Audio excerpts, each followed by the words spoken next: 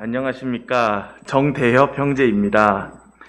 오늘은 제가 요 근래에 느낀 것들을 여러분과 나누고 싶어서 올라왔습니다. 느낀 점이 많아서 정리를 잘 못하기도 했고, 제가 말을 잘 못하기도 해서 혹시 표현이 이상하더라도 너그러이 이해해 주시면 감사하겠습니다. 저희 집에는 푸들이라는 종의 강아지가 2마리가 있습니다. 그리고 그 중에 아루라고 하는 검은색 강아지가 임신을 했습니다. 보통 개들의 임신 기간은 2달 정도인데 저희 아루가 2달이 다 되지도 않았는데 진통이 와서 조산을 했습니다. 그래도 새끼와 산모 모두 다행히도 둘 다 살았습니다.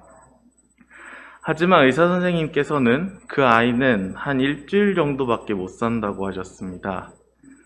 하지만 저희는 이렇게 이쁘고 크게 잘 나왔는데 설마 일주일밖에 못 살겠어 하면서 안일하게 그 말을 들었습니다. 그리고 일주일이 정말 얼마 안 남은 8월 4일 목요일쯤에 코코라고 저희가 부르며 키우던 강아지가 세상을 떠났습니다. 저는 정을 주고 같이 누워서 자고 쓰다듬으면서 코코라고 이름도 불러주며 애지중지 키웠기 때문에 일주일이라는 짧은 만남이었음에도 가슴이 찢어질 듯 아팠습니다. 처음에는 그저 하염없이 눈물만 나왔습니다. 동물병원에서 죽은 동물들을 화장해 준다고 해서 코코를 데려다 주고 집에 오는 길에 이제야 코코가 제 옆에 없다는 게 정말 실감이 났습니다. 너무 마음이 힘들고 눈에서 머리가 아플 때까지 눈물이 났습니다. 그러다가 주님께 정말 무례하지만 왜 데려가셨냐고, 왜 꼭 그 눈도 못 뜬 일주일짜리 강아지를 데려가셨냐고 감히 여쭙습니다. 하지만 친절하시고 인자하신 하나님께서는 저를 그 자리에서 바로 데려가실 수도 있지만 저를 사랑하셔서 성경 말씀으로 말씀해 주셨습니다. 바로 요나서입니다. 요나가 니느웨에 복음을 전한 뒤에 산에 올라가서 있을 때 박 넝쿨이 위로 자라서 그늘이 되어 주었습니다. 그러나 그 넝쿨이 말라서 죽었을 때 요나는 하나님께 따지듯이 물었습니다. 왜 제가 아끼는 이 박넝쿨을 치우냐고 말입니다. 그랬더니 하나님께서는 답변해 주셨습니다.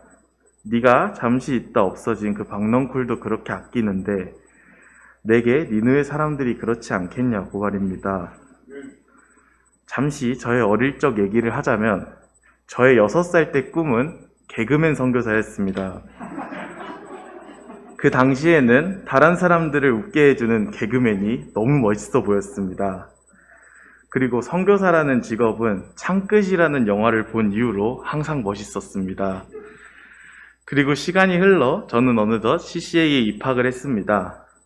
그러다 문득 에이즈 환자들을 돌봐주기 위해 힘있는 남자 간호사들이 위험을 감수하고 그 일을 하고 있다는 것을 들었습니다.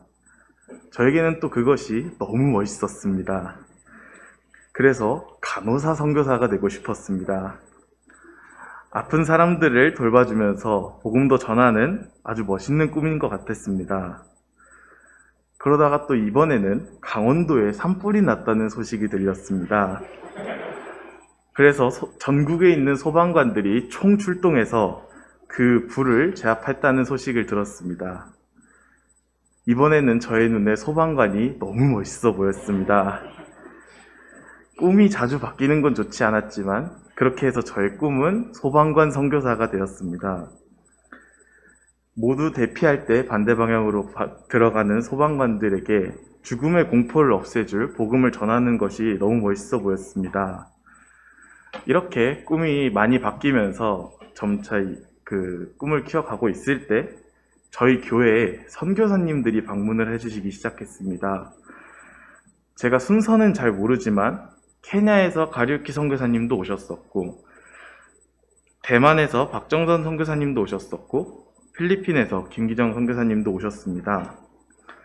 다들 계시는 곳이나 언어, 환경 등이 여러 가지가 다르지만 주님께서 그곳에서 복음을 전하라 하는 그 말 한마디를 굳게 믿고 타지에서 주님을 선포한다는 그 공통점이 있었습니다.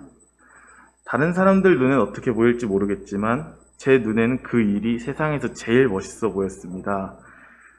지금 다시 생각해보면 주님 눈에는 개그맨, 간호사, 소방관 등 앞에 말을 빼고 그냥 뒤에 있는 그 선교사가 되기를 원하셨을 수도 있습니다.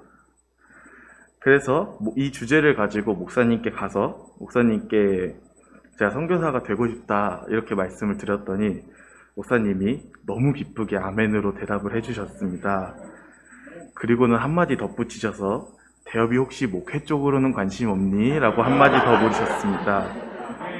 제 생각에 목회라 함은 성도 되신 분들께 말씀의 꼴을 목여가며 상담도 해드리고 신방도 해야 되는 조금은 힘들 수 있는 일이라고 생각을 했습니다.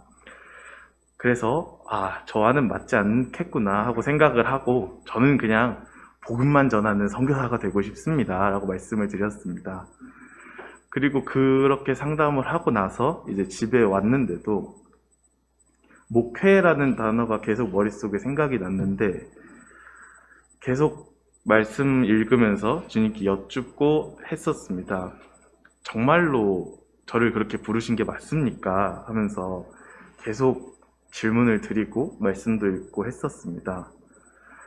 그러고 나서 점점 정말인가 하고 생각했던 게 확신이 들고 있던 중에 조금이 지나니까 똑같이 말씀을 읽고 기도를 하는데도 뭔가 주님께로부터 오는 응답이 조금씩 없어지는 느낌이 들었습니다. 그래도 언젠간 다시 응답해 주시겠지 하면서 지냈습니다. 그러던 중에 코코가 태어났습니다. 그리고 일주일 만에 다시 흙으로 돌아갔습니다. 제가 생각하기에 제 주변에 제가 가족같이 생각했던 존재가 처음으로 죽은 것 같습니다. 처음으로 죽음을 이렇게 가까이서 느낄 수 있었던 계기가 되었던 것 같습니다. 너무 슬프고 가슴이 찢어질 듯 아팠습니다. 그리고 하나님께 여쭙습니다. 왜 내려가셨냐고. 그러자 하나님께서 제 머릿속에 성경 구절을 말씀해 주셨습니다. 요나서 하면서 요나도 박넝쿨 때문에 이런 소리를 했구나. 요나에게 박넝쿨이 나에게는 코코였구나 하고 깨달았습니다. 그리고 더 나아가서 문득 욥이 10명의 자식들을 한 번에 잃어버렸다는 것도 기억했습니다. 그리고는 그 욥의 고백도 기억이 났습니다. 주신 분도 주님이시고 가져가는 분도 주님이시라는 고백입니다. 맨날 입으로는 내가 아니고 주님이 사는 삶 그런 식으로 말은 했었는데 정작 현실에서는 그렇게 많이 살지 못했던 것 같습니다. 나의 강아지를 주님이 뺏어갔다고 생각했었습니다. 원래 주님께로부터 온 코코였으니 가져가시는 분도 주님이라는 걸 믿지 못했던 것입니다. 요나에게 박넝쿨, 저에게 코코가 소중했듯이 주님께는 니느웨 사람도 그렇게 소중했었을 것입니다. 이번에 가장 가깝게 죽음이라는 것을 느끼면서 안 믿는 사람 한 명이 지옥에 가면 주님 심정이 이렇겠구나 하며 다는 아니지만 주님의 마음을 조금이나마 이해하게 해주셨습니다. 그래서 더더욱 저는 주님이 가슴 아파하시는 일이 일어나지 않도록 원하게 되었습니다. 사실 말은 주님을 위한 삶, 나를 주장하는 것이 아닌 주님께 나의 모든 권한을 드리는 삶이라고 말은 번지르르 하게 했지만 그렇게 살지 못했고 선교사라는 꿈을 꿨지만 내 맘대로 제 육신의 원함대로 살았던 지난 날들을 반성했습니다. 그리고 주님께 온 마음과 생각을 드리고 주님이 저를 이끌어 주시는 것을 믿는 삶을 살기 원합니다. 그리고 선교사든 목회자든 주님이 이끄시는 대로 순종하여 따라가기 원합니다. 그리고 원하시는 곳에 쓰임받을 수 있도록 말씀으로 준비되기 원합니다. 정말로 내가 아니고 주님이 살아주시기 원하고 기도하면 실제로 살아주시는 주님께 감사드립니다. 코코라는 작은 생명을 통해 말씀을 해주신 주님께 감사드립니다. 갈보리 찬송집 107장 고통이 내게 올 때를 함께 찬송하기 원합니다. 갈보리 찬송집 파란색 107장입니다.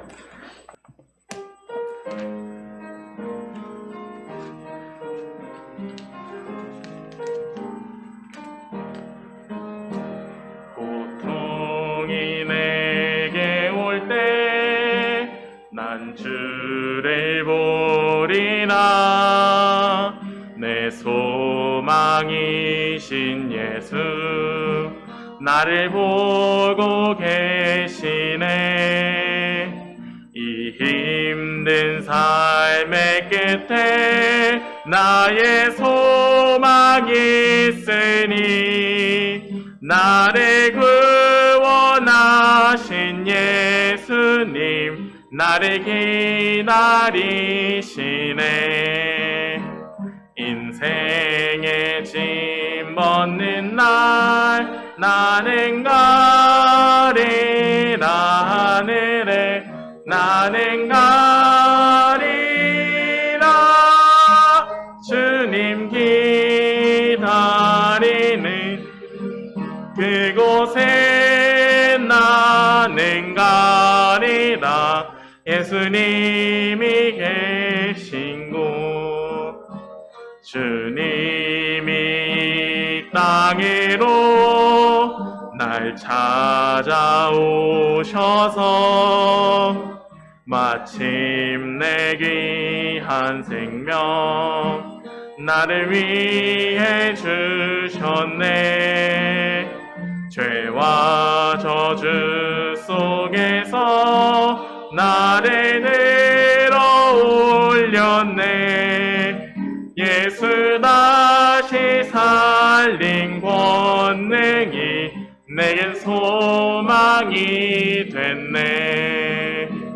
인생의 짐 벗는 날 나는 가리라. 하늘에 나는 가리라. 주님 기다리는 그곳에 나는 가리라. 주님 예비한 그곳. 날 위해 흘린 그 피 날 정케 하셨네. 하나님 자신 위해 나를 구원하셨네. 사탄이 힘을 써도 나의 주가 이겼네. 하나님을 위한 이 구원 내게는 틀림없네. 인생의 짐 벗는 날 나는 가리라. 하늘에 나는 가리라. 주님 기다리는 그곳에 나는 가리라. 영원한 쉼 있는 곳. 네, 우리 정대엽 형제의 귀한 간증 주님을 높여드립니다. 네, 하나님께서 우리 형제를 귀하게 쓰시기 원합니다.